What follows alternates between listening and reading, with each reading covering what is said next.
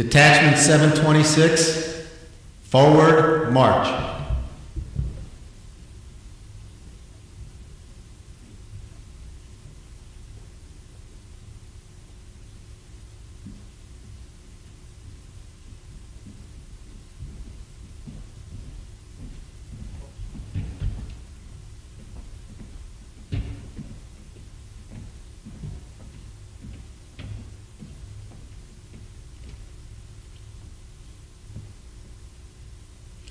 Detachment 726, you are dismissed to your seats.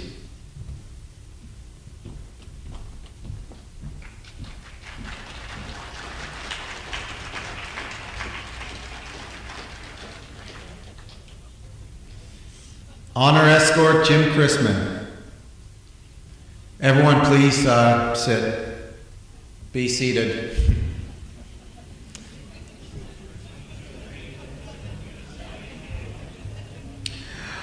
Honor Escort Jim Chrisman, present the guest of honor.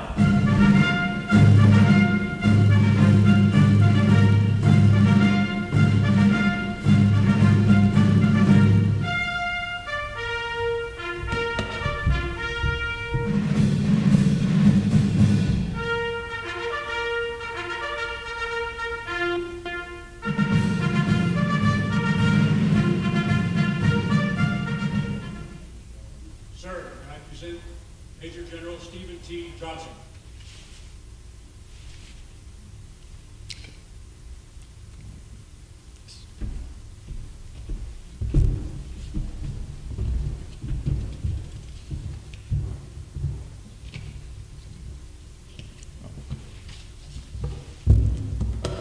Color guard, forward the colors.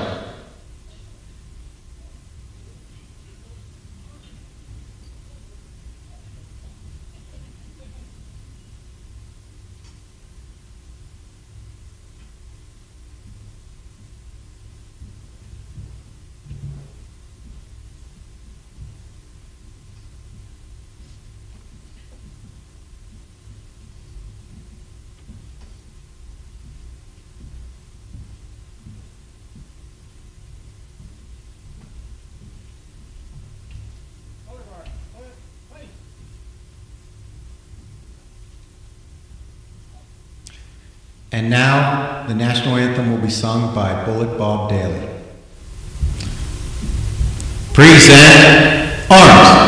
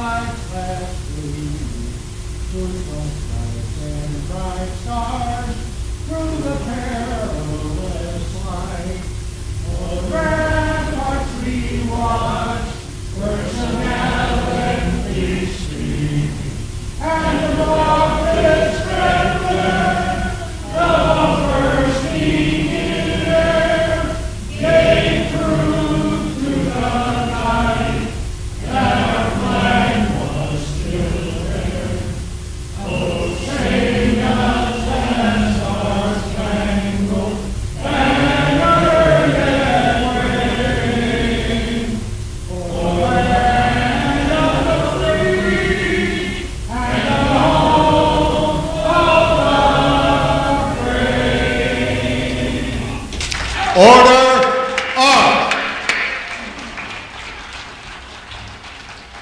Post the colors.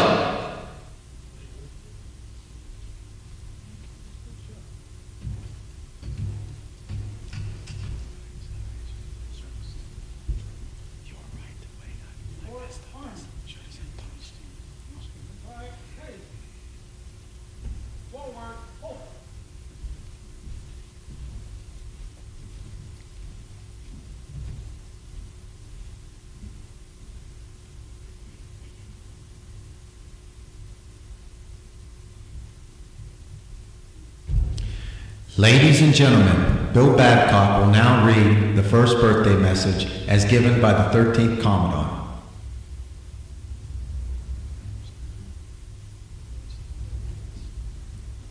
Ladies and gentlemen, please be seated.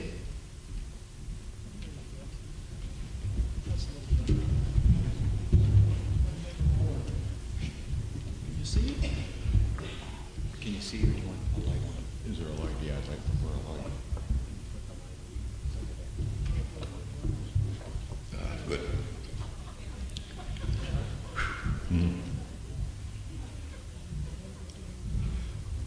On November 10th, 1775, a Corps of Marines was created by a resolution of the Continental Congress.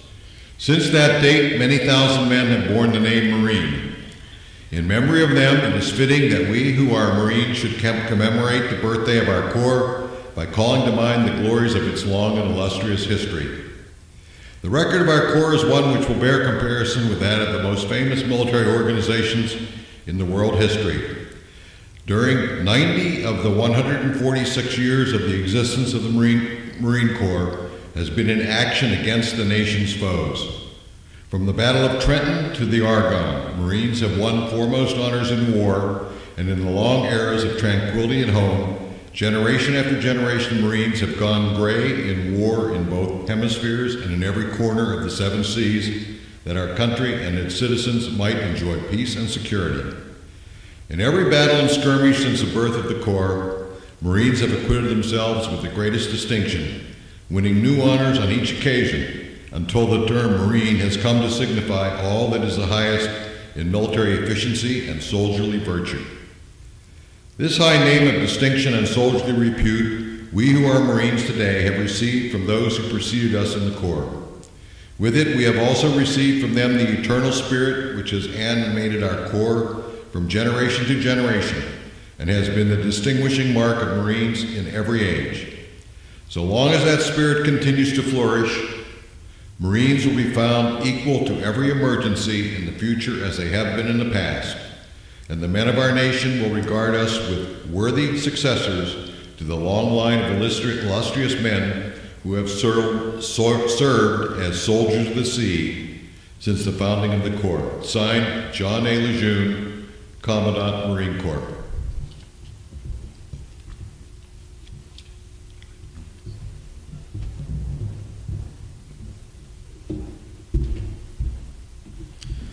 Ladies and gentlemen, Dave Lukart will now read the Commandant's message.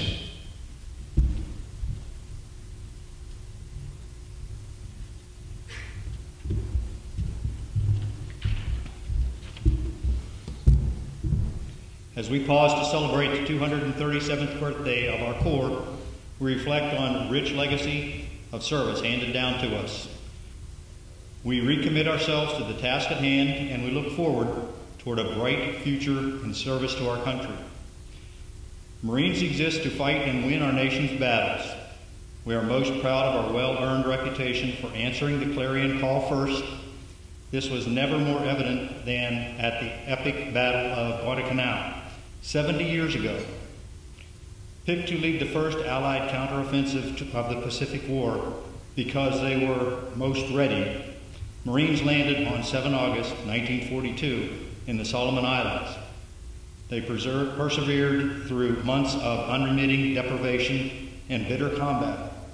By the time the veterans of the Blue Diamond, the Cactus Air Force, our legendary Marine Raiders, and the initial elements of the Follow Me Division gathered together to raise a canteen and toast the birthday of their beloved Corps, some 3 months later, the battle was no longer an issue. The situation was well in hand, and victory was assured. We carry the same legacy of resolute commitment and valor today.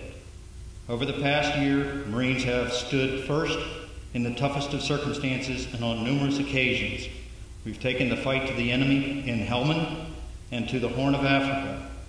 We've manned the ramparts of beleaguered embassies in the Middle East and North Africa, fought alongside our allies throughout the world, while behind the scenes, afloat and ashore, other Marines did the painstaking, hard work required to maintain our high levels of readiness and efficiency.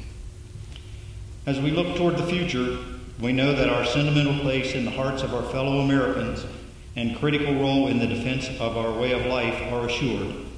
America has always wanted a Marine Corps. It's always been that way, now more than ever. America needs its Marines, and we confront a dangerous and unpredictable world. Faced with difficult days ahead, we will continue to draw strength from our rich heritage and the shared values of the Marines to our left and to our right. We know who we are.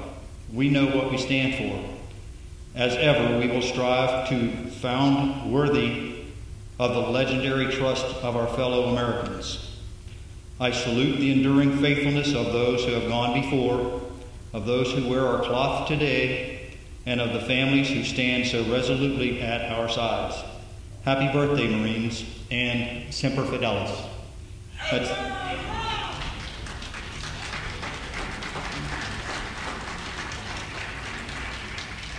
That's the message from James F. Amos, General, United States Marine Corps, Commandant of the Marine Corps.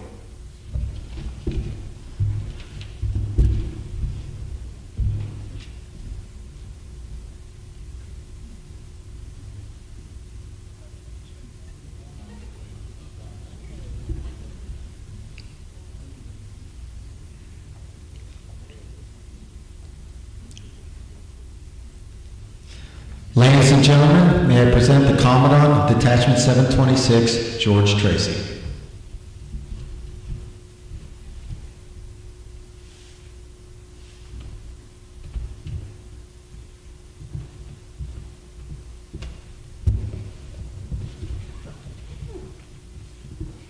Good evening, ladies and gentlemen. Welcome to our 237th birthday ball.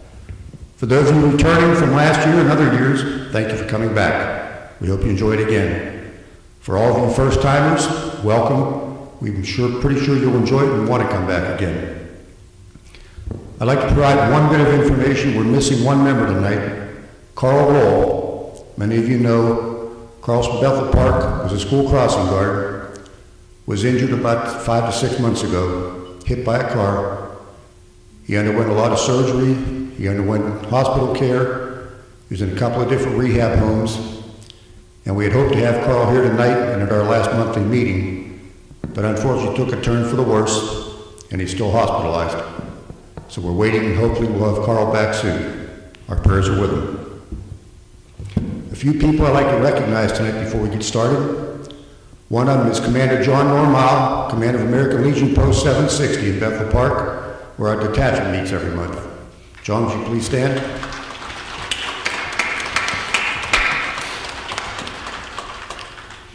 We also have Jim Albright, Commander of VFW Post 6664 in South Park.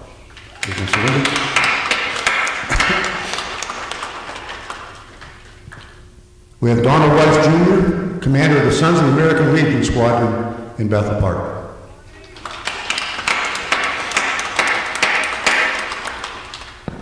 And Bonnie Wilson, the President of the American Legion Auxiliary in Bethel Park.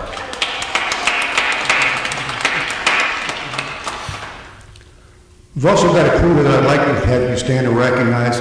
That's the South Hills Veterans Honor Guard that go out every day, rain or shine, snow or sun, and provide the veterans service, memorial service, and the firing of the honor guard to those deceased veterans throughout the area. These guys are incredible. They're out there all the time, and they're working regardless of what branch of the service it is. We're pleased to have a number of them with us tonight. Would you please stand?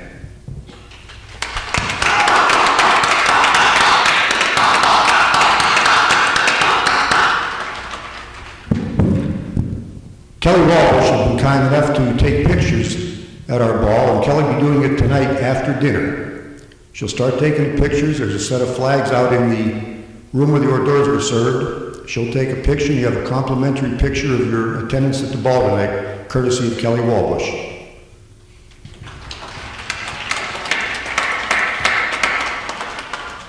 We'll resume selling the 50/50 and Chinese auction tickets a little bit later and have the drawings right after dinner. Other than that, welcome, enjoy yourself, thank you for coming.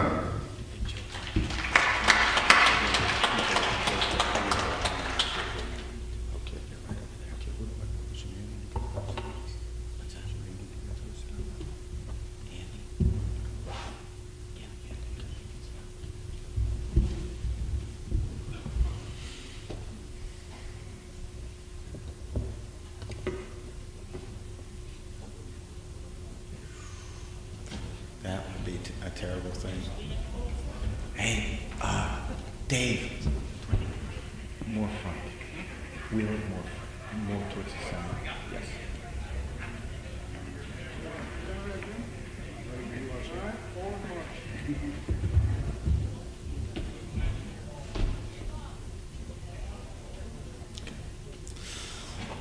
Will the oldest and youngest Marines, Jim Drew and Lance Corporal Patrick Vidal, please come front and center?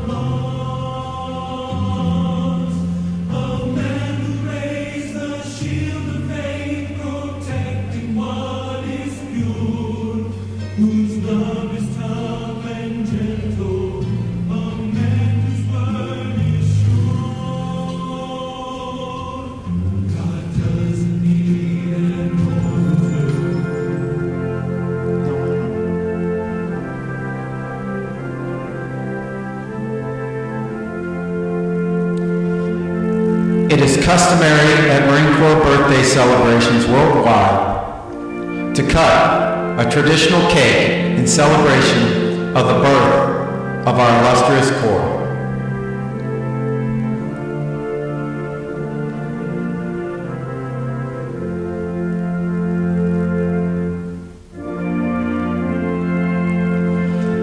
The first piece of cake is given to our guest of honor, Major General Stephen Johnson.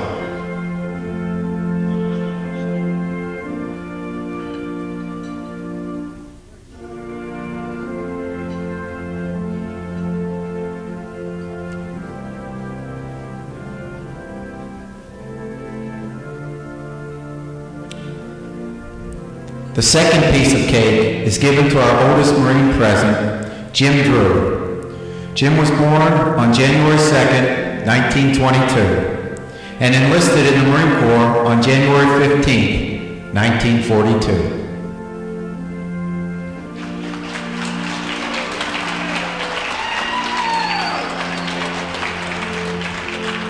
Upon receiving the second piece of cake, the oldest Marine will turn and pass it on to the youngest Marine present, Lance Corporal Patrick Vidal, who was born on October 4th, 1990, and enlisted in the Marine Corps on November 29th, 2010.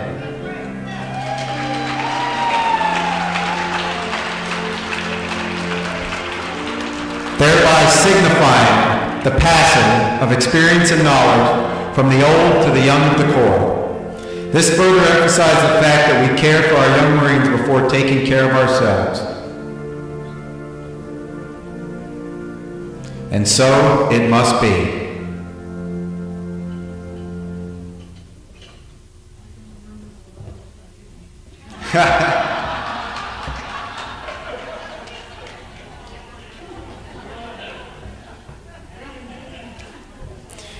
Cake escort dismissed.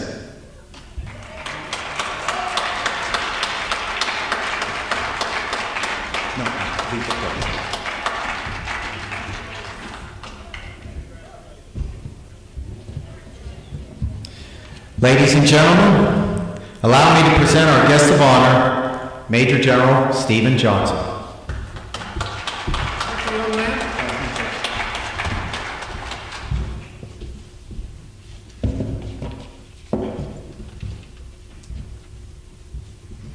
Good evening. Can you all hear me back there? All right. I want to thank the Detachment 726 for asking my wife and I to be here to participate in your celebration. It's an honor for both of us to be here, and I wish all Marines here tonight, active duty, retired, reserve, and former Marines, a happy 237th Marine Corps birthday. To the friends of our Corps who've joined us tonight, we thank you for honoring us by your participation here tonight. It's great to have you here. And I want to make a special thanks to the spouses of Marines and former Marines who are here tonight. for your support of your Marine all these years, for supporting events like this, and for making what they do more enjoyable by your presence. It was 40 years ago tonight that my wife and I went to our first Marine Corps ball. It was in an airplane hangar somewhere in Quantico. And in those 40 years, she's always been beside me. She's the glue that's held our family together. She held the marriage together, and she held the Marine together. And without her and without spouses, we'd be in very deep trouble. So thank you all for what you do for our Corps and for your spouse.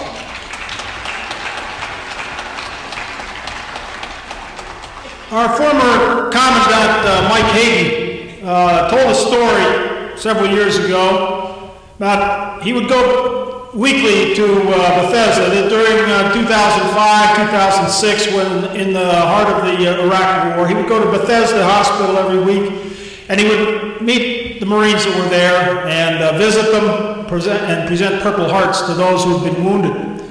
And on one occasion, when he was at the hospital, he was going to making his rounds, and the actress Cher was there. And she was going around to the rooms and speaking to the Marines and to the wounded. And she asked if she could be present while the Commandant made an award to a Marine. And he said, sure. And so she stood there, and he gave the award to the Marine, and they chit-chatted for a few minutes, and then she went up to him and said, well, this has been a big day for you, haven't you? You received a Purple Heart, and you got to meet Cher. And the young guy said to her, no ma'am, this is a big day for me because I received the Purple Heart and I got to meet the Commandant of the Marine Corps and the Sergeant Major of the Marine Corps. So that, just like that Marine was proud of his relationship with the Commandant and the Sergeant Major, tonight we celebrate the pride that all of us have in being a Marine or having done our duty in serving the Marine Corps in our country. And I think that the annual birthday celebration is a very fitting time for Marines of all vintages and all components to think about duty to their country and to those who are their shipmates. Doing one's duty is something that Marines don't take lightly. What those duties are defined for Marines by the Commandant of the Marine Corps. And as some of you probably recall, you didn't have much say in what your duties were. Marines accept their responsibilities with a large measure of trust. They trust their country to assign them to duties of good and sufficient reason. They trust their country and their leaders to provide them with all that they need in order to execute the responsibilities that they've been assigned. And they trust the Marines on their right and on their left to support them by doing their duty when times are hard and when lives are on the line. Marines take neither their duties nor the trust that underpins those duties lightly. How well Marines do their duty, however routine or deadly that duty might be, defines them as professionals. Individuals doing the best they can do at their duty, at the duty that they've been assigned, have set Marines apart since 1775. It's what links you here in this room to all those other men and women who have worn the Eagle, Globe, and Anchor in those 237 years. Doing your best at what your duty is makes you a professional. Robert E. Lee said about duty, do your duty in all things. You cannot do more. You should never wish to do less. 30 years ago, Corporal Slover worked for me as a typist in an infantry battalion operations office. Now, in those days, we had no computers or Xerox machines, or what we had is manual typewriters. And Corporal Slover was a rifleman who had the marginal capability of typing with 2 fingers. Like that. But every week, by himself, he typed the battalion training schedule, about 25 pages, week in, week out, month in, month out, for 3 years. And I once asked Slover how he did it, why it didn't drive him nuts.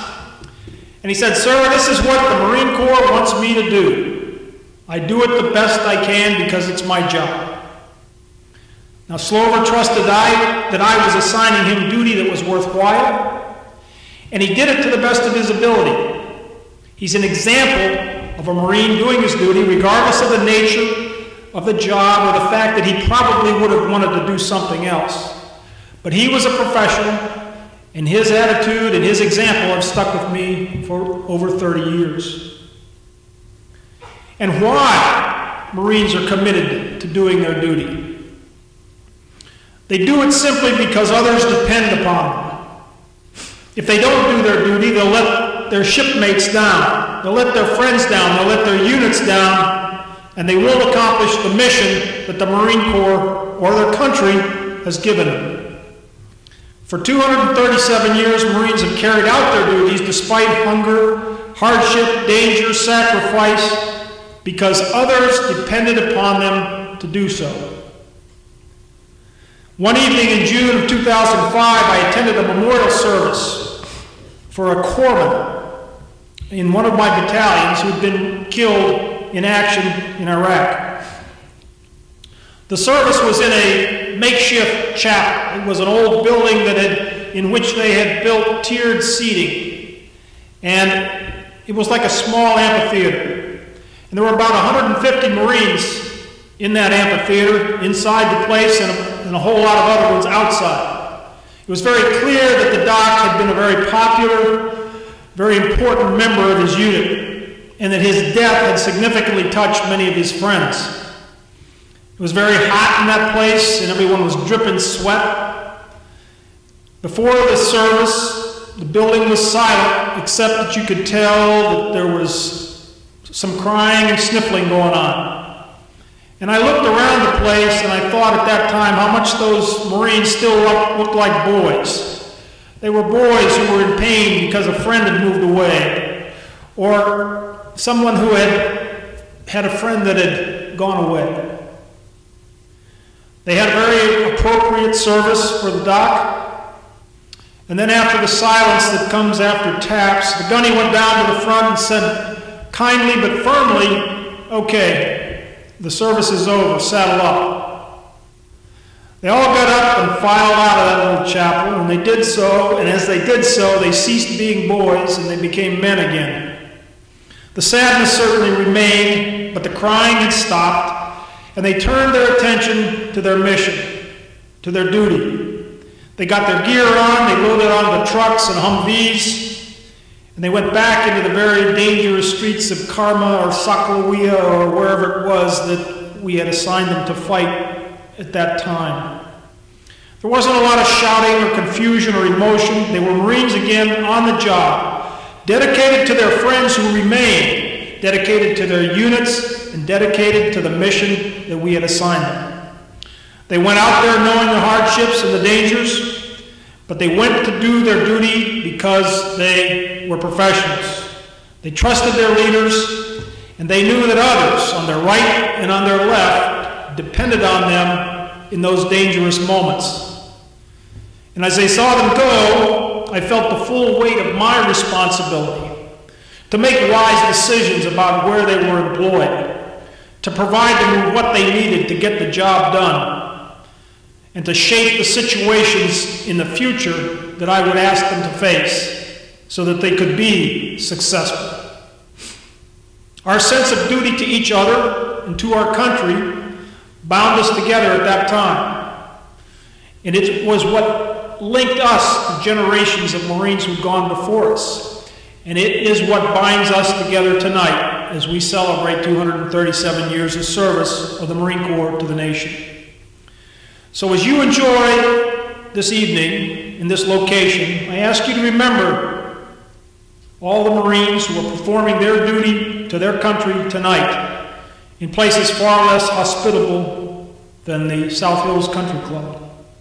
Many are far away from home, and some of them are afraid, and many of them have duty that's dull and tedious.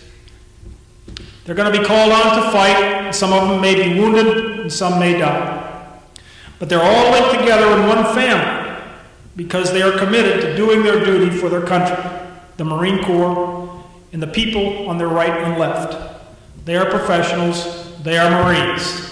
Let us remember them all. Semper Fidelis.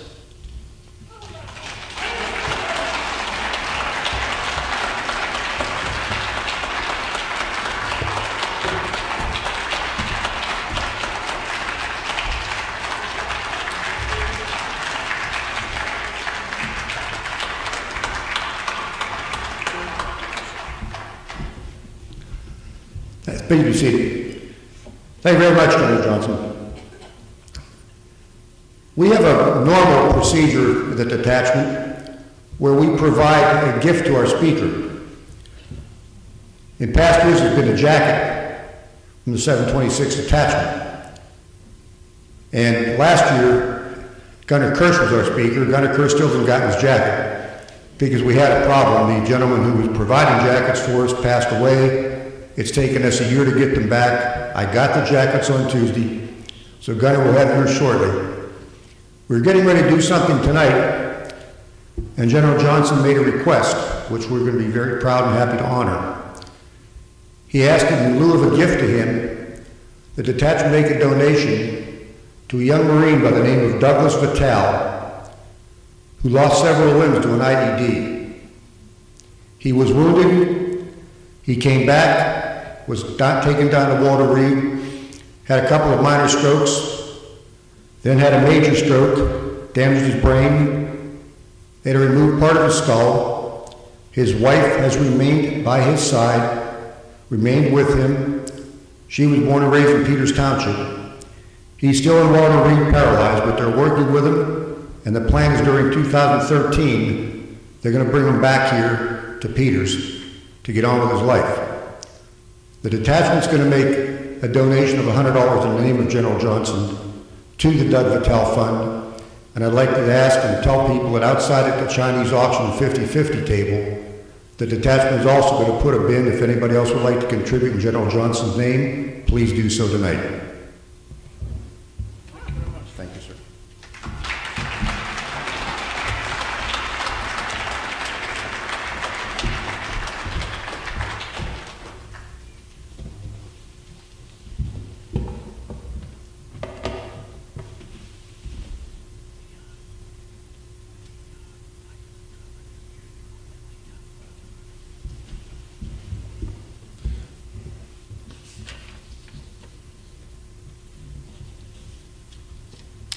Keller Guard, retire the Kellers.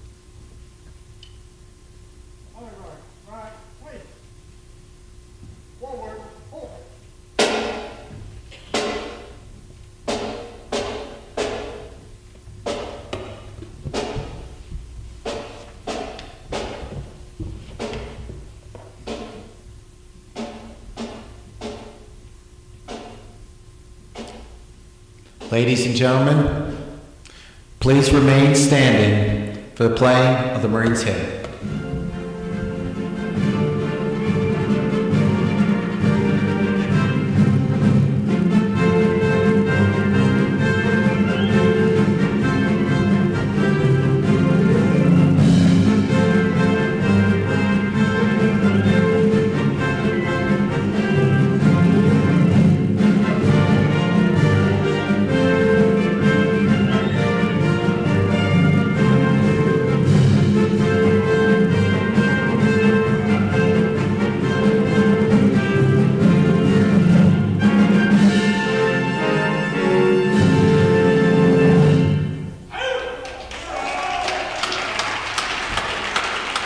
and gentlemen, please be seated.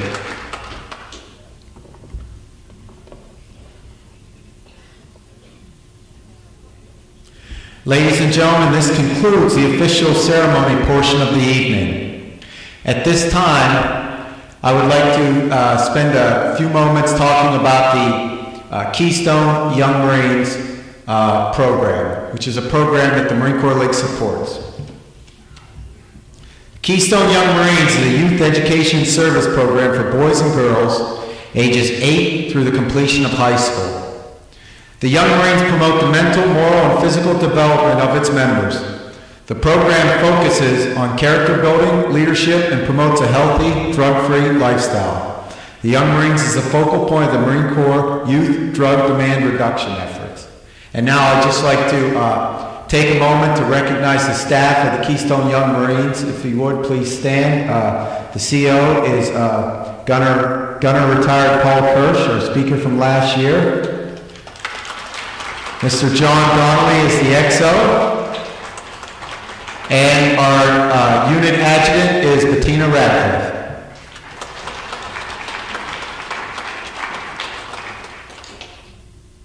And now at this time, would like to present the Keystone Young Marine Silent Drill Team to perform tonight.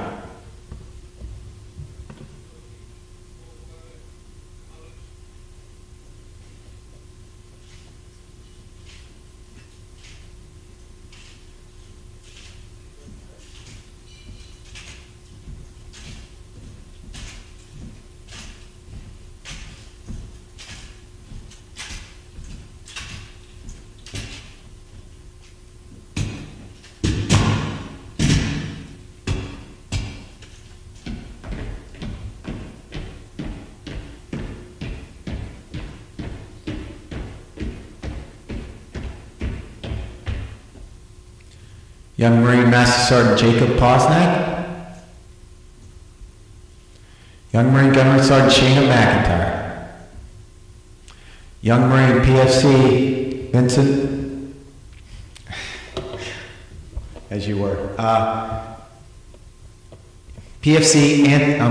Marine PFC Anthony Sinceri. Young Marine Sergeant Brendan Williams. And Young Marine Lance Corporal Mason Bowers.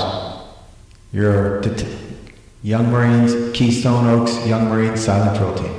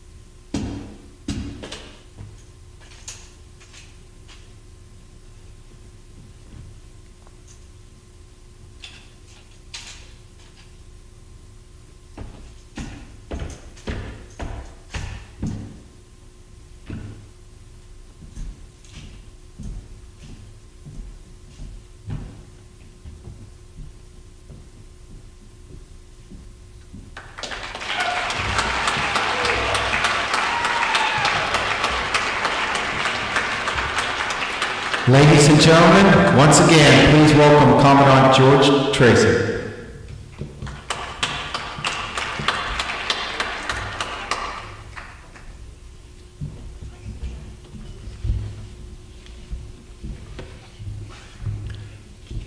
Ladies and gentlemen, I'd like to make a couple more announcements and then we'll get on with our dinner the rest of the evening. It's been a great pleasure for me to be Commandant for this detachment and a great honor for the past 2 years. We'll have a new Commandant for 2013, and I wish them well. It takes a tremendous amount of effort to put on not just a regular monthly meeting, but this detachment throughout the year. And I've been blessed to have a tremendous staff. I'd like to thank some of them tonight. When you hear your name, please stand. Because for the regular meetings, we need to have things set up, we need to have the hall ready to go, things taken down, put back, and a number of people like Barbara Wilson, Joe Turba, Bill Rush, Craig Hodgkins, Chris Brown, Harry Schreiber, Andy Gavel, and Sean Kane do that every month, in and out, looking for no grace, no power, just do it because, as General Johnson said, it's their job. The color guard for the Marine Corps Detachment is extremely busy. Not just the requests we get in from outside, but other organizations that come in and ask us to do things, and Bullet always seems to find something for them to do, whether they need it or not. But the color guard detail I'd like to thank is Bullet Bob Daly, Bernie Hoffman. Where's Bernie? There he is. Harry Schreiber, Andy Gabbard, Jim Crispin, Reach Carroll, Bill Rush, and Joe Turber. Now, Reach is the one that handles our Marine Corps League van and drives it to all the ceremonies and events and gets it back. The regular year, Jim Crumley couldn't be with us tonight, Reach Carroll, again Andy Gavitt, Bob Daly, Bettina Radcliffe from the Young Marines, who does a lot of work with us during the regular year, Chris Brown, and a fabulous staff of officers, Joe Turber, who stepped up and took over the role of chaplain when we lost our chaplain this year.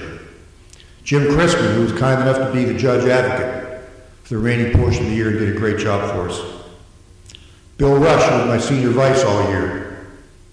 Andy Gabbard, who's Sergeant at Arms, stays back there and keeps us in order during all the meetings, handles the 50-50 drawings every month, and does a fabulous job. Sean Kane, that takes care of the color guard and some other events for us, gets involved in Young Marines very heavily and in everything we do with the detachment. And Sean's an extremely valuable person to anybody here. And there's one other person this thing couldn't be done without, and that's our adjutant, Barb Wilson, who busts her tail for us all the time, every month.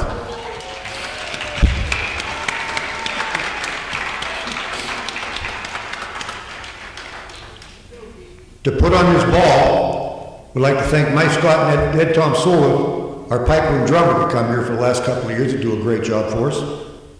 Craig Hodgkins gets all the credit for the programs you've seen for the last 2 years. Craig took it upon himself to put this together. I think he does a fabulous job.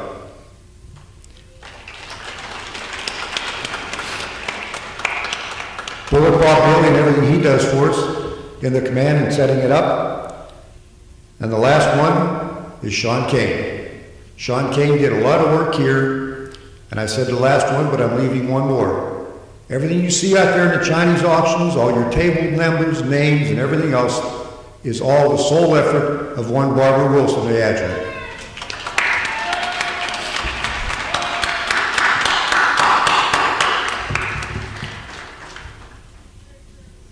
To one and all, thank you very much.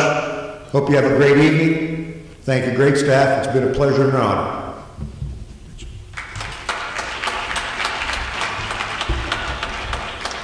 I want to thank also the Commandant George Tracy for being a detachment commandant these past 2 years. It's not an easy job, so if you would, please give him a round of applause.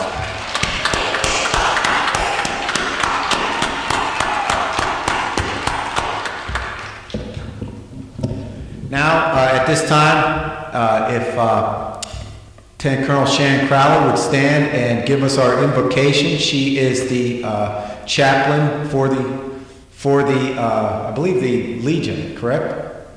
Yes.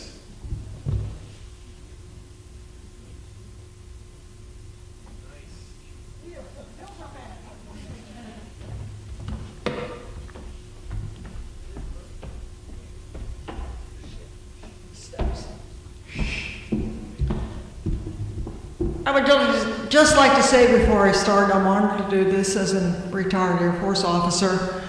But more importantly, my father, 1938, after graduating high school, went to Duff's College for 2 years. In 1940, he enlisted in the Marines. Somehow he got in a 2nd Brigade. By the time Bullitt joined, he was probably an old man, but he went through Guadalcanal, Tinian, Paris, Saipan. Somewhere along the line, he did get a battlefield commission, and when the war ended, he was a lieutenant and married my mother, and things went from there. And I'm the youngest of 7 children, and I am proud to be a daughter of a Marine.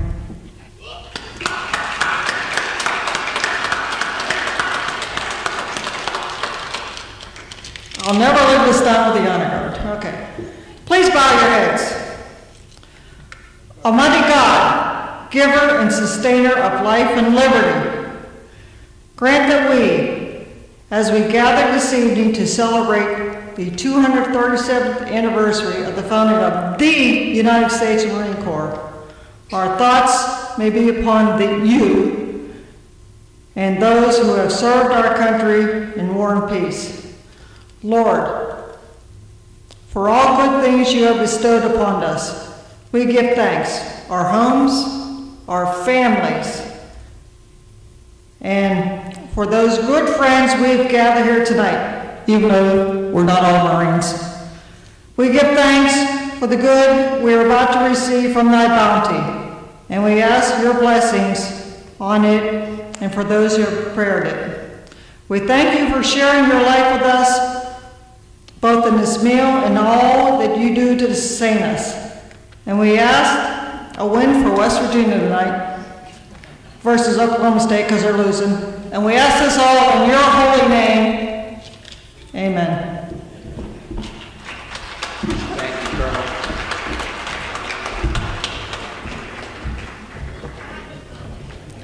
Ladies and gentlemen, dinner will now be served.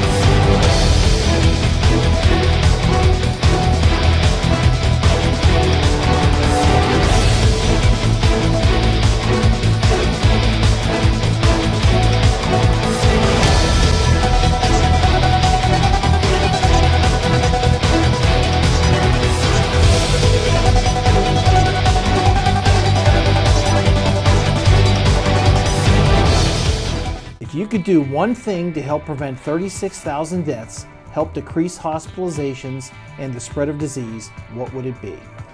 Get a flu shot. Influenza is a serious disease that can lead to hospitalization and sometimes even death. The flu can affect people differently. Even healthy people can get very sick from the flu, spreading the disease throughout the area. In 2011, the CDC reported that 20% of the U.S. population contracted the flu, with over 200,000 people being admitted to a hospital for flu-related complications. By getting a flu vaccine, you can reduce your chances of getting the flu and the possibility of spreading the flu. When more people get vaccinated against the flu, it decreases the spread of the disease throughout the area, making your community a safer, healthier place to live. Tri-Community South EMS is offering free flu vaccines to adults in our local communities of Bethel Park, South Park, and Upper St. Clair. So do one thing this year. Get a flu shot. It can save your life as well as others. For information on flu shots, contact Tri-Community South EMS. Hi, I'm John Bauer, and I'm here to talk about sudden cardiac arrest. Heart disease, including sudden cardiac arrest, is the nation's #1 killer. Sudden cardiac arrest happens when the heart suddenly stops beating. This may be from a heart attack or a number of other causes. Whatever the cause, without immediate action, the sufferer will die. You can take action against sudden cardiac arrest. If you see someone suddenly collapse and it looks like they aren't breathing normally, you need to act immediately. First call 911 or your local emergency number. Then start immediate chest compressions. Place your hands in the middle of the chest and begin to push forcefully and rapidly, at least 100 times a minute. If anyone else is nearby, have them relieve you after 2 minutes. Keep taking turns. If you're in a public place, ask someone to get an AED.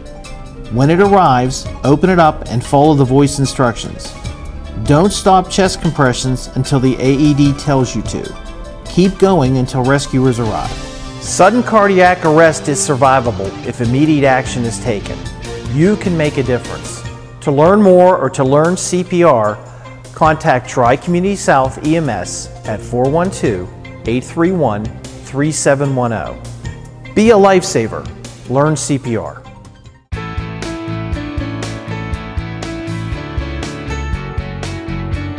Hi, I'm John Bauer. And I'm Ryan Hatcher with Tri-Community South EMS. Did you know after your ambulance emergency, you could receive a bill in the mail, and you may be surprised to find that your insurance provider doesn't cover the full cost? With a subscription through Tri-Community South EMS, you can help yourself as well as your local EMS agency. Most insurance providers do not cover all costs for an emergency ambulance transport or the patient's copay. The cost of care provided by paramedics and EMTs ranges from $650 to over $1,000. Your $60 subscription, which amounts to a little over 16 cents per day, covers all family members of your household as well as guests for emergency medical transport and treatment without transport. Insurance providers, including Medicare, do not pay for treatment without transport. Your subscription will assure you that you do not have to worry about deductibles or copays, regardless of your insurance coverage. With a yearly subscription, the costs that come from emergency treatment and transport are never billed to the patient when insurance information is provided.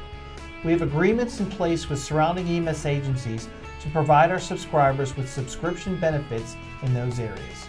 Tri-Community South EMS does not receive tax dollars from the communities that own and operate us. In 2012, the majority of households did not subscribe to our service. Subscriptions help provide revenue to our service, allowing us to provide exceptional care to you and your family. From the staff of Tri-Community South EMS, we thank you for your support.